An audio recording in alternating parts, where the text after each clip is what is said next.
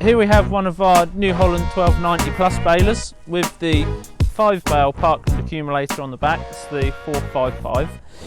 Just going to run through it quickly with you guys, just showing you how we fit it to the back of the baler and how the machine works. So to start off with, we'll be taking the bale chute off the baler. So this comes away, and then we make these brackets up here that go on where the tail chute comes off.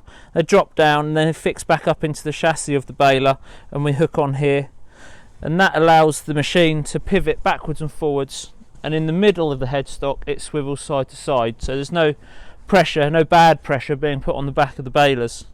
So that works, makes a very good safe connection on the back end here, which is what we need. So now we're around the back end of the machine.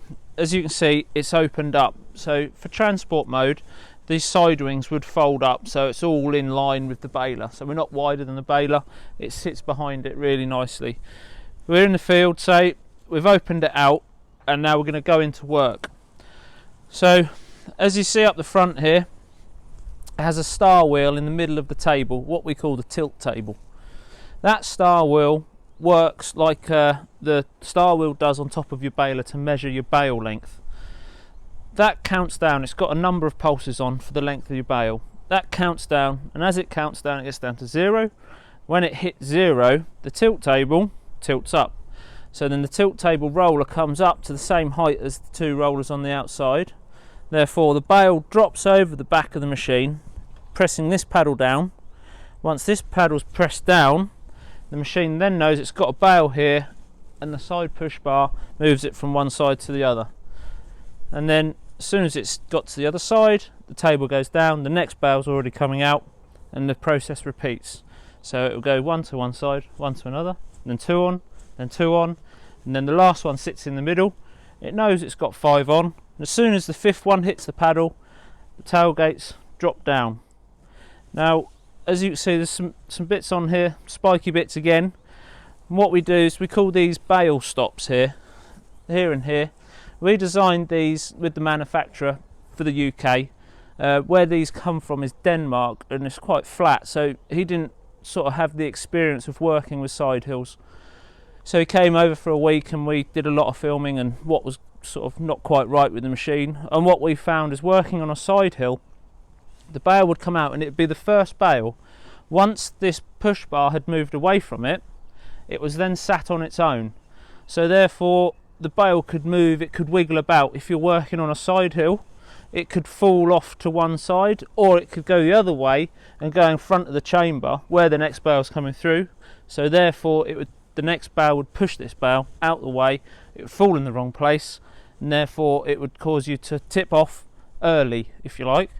So we designed these, and they're wedged between 2 nylon blocks, and we clamp them up with a couple of bolts through there, so they're quite firm. They're really stiff, so when the bale sits on it, it's unlikely for the bale to then twist round because it's holding it straight. So the movements that are easy are for it to move square, and 9 times out of 10, well, it's very effective. Everything works well on side hills and they do their job. So we run the 5 bale machines for a controlled traffic reason.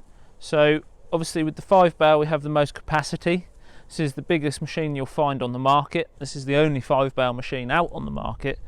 And what we tend to do is we'll have a field, obviously, and our aim is to get them on the headlands. So we'll bale up, and it doesn't matter how many bales we've got on, we'll tip them at the top, and then we'll turn around, we'll come back down again, we're empty, come down and tip them at the bottom. Now all that's done from the computer inside the cab. It knows if you get 5 on, so it will automatically drop them off. But if you get to the headland and you've got 3 on, say, it's just a press of the button, and then that tells it to drop the bales on the headland.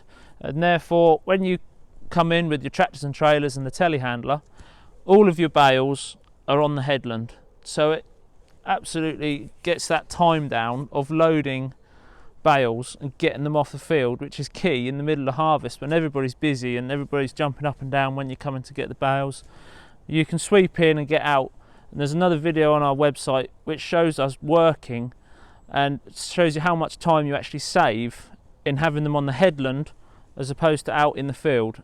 And also it cuts down the amount of distance that you're travelling to each bale.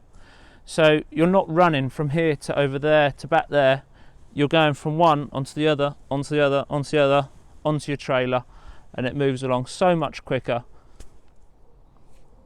So if you're interested in any of our machines, be it a 80 wide bale or a 120 wide bale, we do 3 bale and 5 bale machines for both size bales. Please don't hesitate to get in touch with us and we'll be able to help you with your inquiries.